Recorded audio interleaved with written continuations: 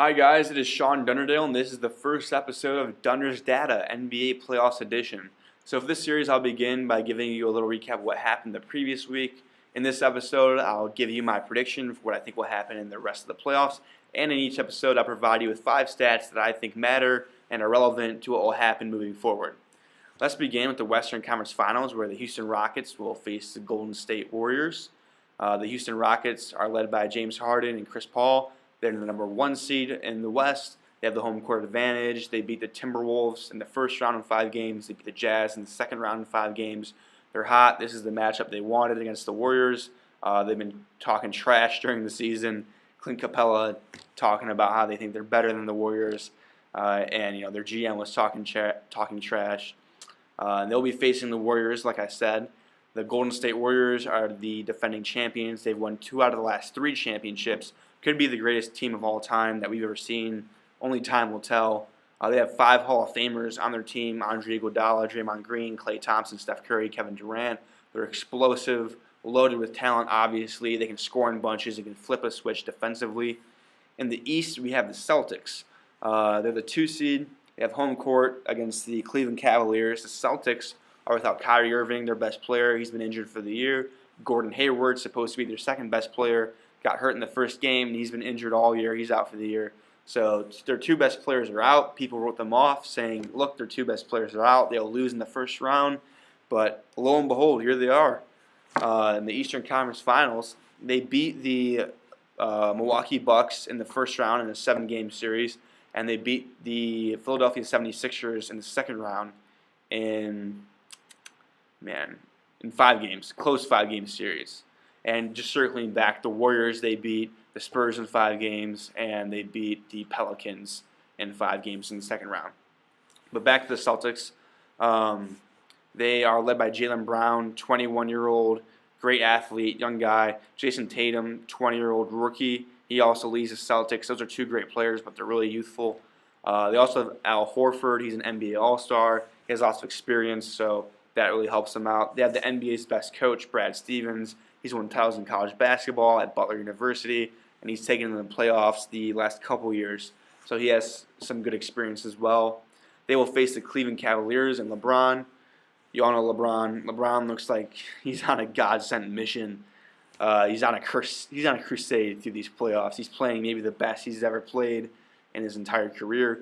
They beat the Pacers in 7 games in the first round. Surprisingly close series. They beat the Raptors in 4 games. Surprisingly not close series in the second round.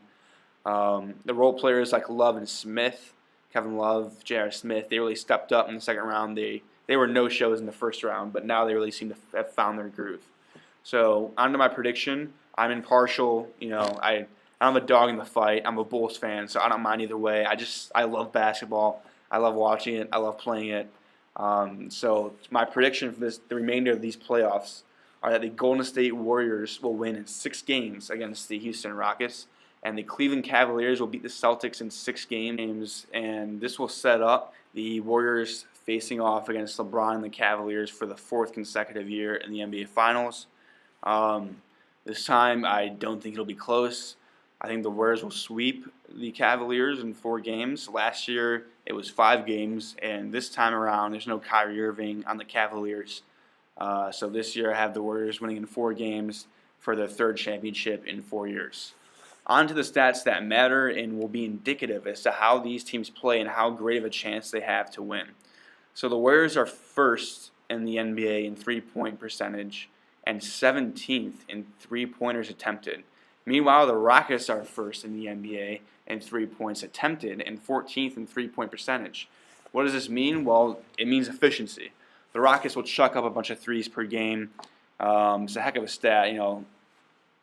The Rockets, they're not bad from 3, 14th in 3-point percentage.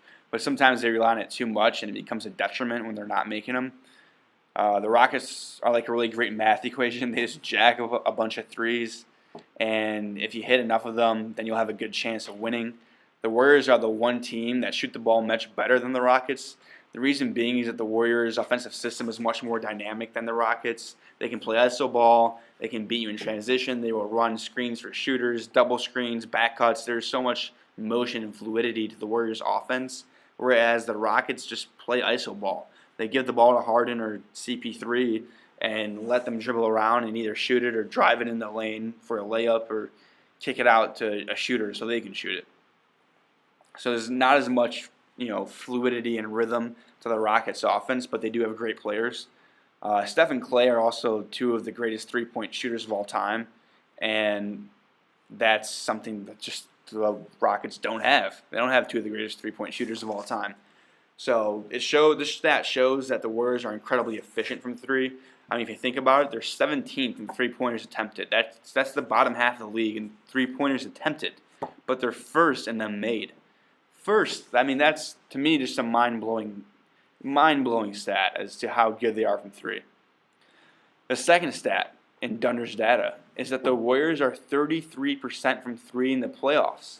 Now, I know I just talked about how great the Warriors are from three, but this stat shows that they have not nearly been as good from three in the playoffs thus far.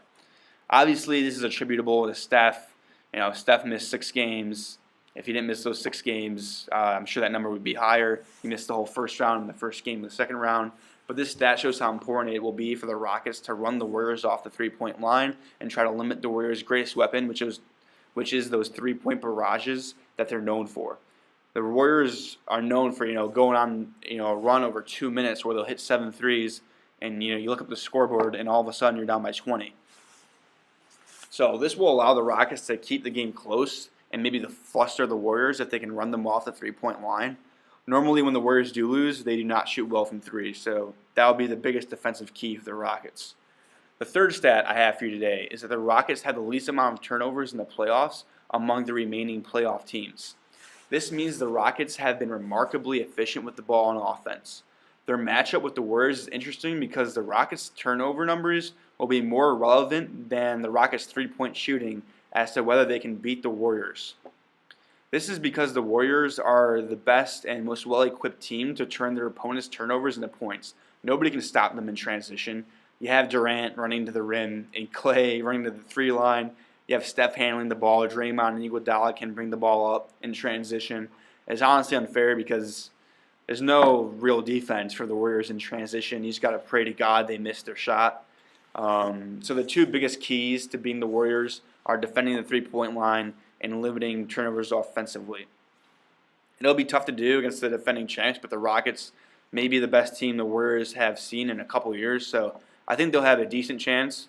Don't think it'll happen, but I think the Rockets can give the Warriors a real challenge. The fourth stat I'll bring to you today for Dunder's data is that the Celtics are undefeated at home in the playoffs. So as I am recording this, none of the conference finals have happened yet. I understand this won't get posted until after Game 1, either late Sunday or early Monday. Game 1 of Celtics and Cavaliers. But regardless, the Celtics are 7-0 at home in the playoffs.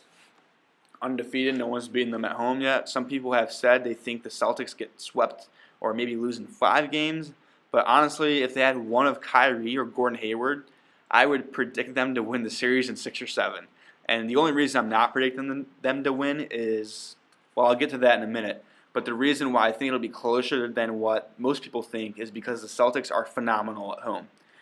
So I can see them winning 2 at home or winning 1 at home or 1 on the road. Boston lost 1 road game to Philly in the second round, and they lost all 3 of their road games to the Bucks in the first round. They're a young team, and generally young teams play better and are more comfortable at home. So I wouldn't be surprised if they won the first 2 games, which will be in Boston, or if they won 1 of the first 2 and they won Game 5. So now, on to the 5th and final stat in Dunder's data. LeBron has made an appearance in the last 7 NBA Finals. Wow, I'm sure you all have never heard of that one before. I really had to dig that one up. So, yeah, this will probably turn into 8 straight Finals appearances. I think the Boston Celtics are fun. I think they're young. They're obviously young. I think they're a really talented team. They have a great coach. But at the end of the day, I think they're still too young to beat LeBron. He's been in the league for 15 years, going for his 8th straight NBA Finals appearance. And everyone knows he's trying to chase the GOAT, the greatest of all time, Michael Jordan. He wants to put himself in that conversation. He wants to be the GOAT. And losing to the Celtics, the baby Celtics, in the Eastern Conference Finals, that'll damage, maybe irreparably damage his case as the GOAT. So LeBron is on a mission, like I said earlier. His team is playing well. First series against the Pacers, they were not playing well. Kind of lucky to win that series. They were really inconsistent. His teammates were not good. But against the Raptors in the last series, they turned it up a notch. Kevin Love, probably a Hall of Famer, turned it on. Smith and Korver, great shooting in the last series, especially in key moments. And obviously LeBron is the best player in the world. The Celtics are talented, but LeBron's the best player, so that's going to be a mismatch for the Celtics. The Cavs look ready to make another playoff push. So when you get to Game 4, 5, 6, and the series is tied 2-2, or maybe the Cavs are up 3-2 or 3-1, and they're looking to close out the series, that's when you will see the experience, athleticism, and wisdom of LeBron come into play, and he will take over in those clutch moments. LeBron, he's a smart guy. He'll pick and choose his spots. He won't exert much energy in the first or second quarter. Some people bash on him for that because they think, oh, look at LeBron, taking plays off again, as he always has. And, be that as it may, when it's the fourth quarter, it works out for him because he has the energy in the tank and nobody can stop his 260-pound body running full steam ahead on a fast break. Nobody can stop that. So LeBron is the difference maker in this series, and the fact he's been in the last 7 finals alludes to his greatness, and the Celtics can't do much to stop him. The Celtics' best chance is to try and eliminate the supporting cast LeBron has, like Love and Smith, and make LeBron go for 45 points, 10 rebounds, 10 assists.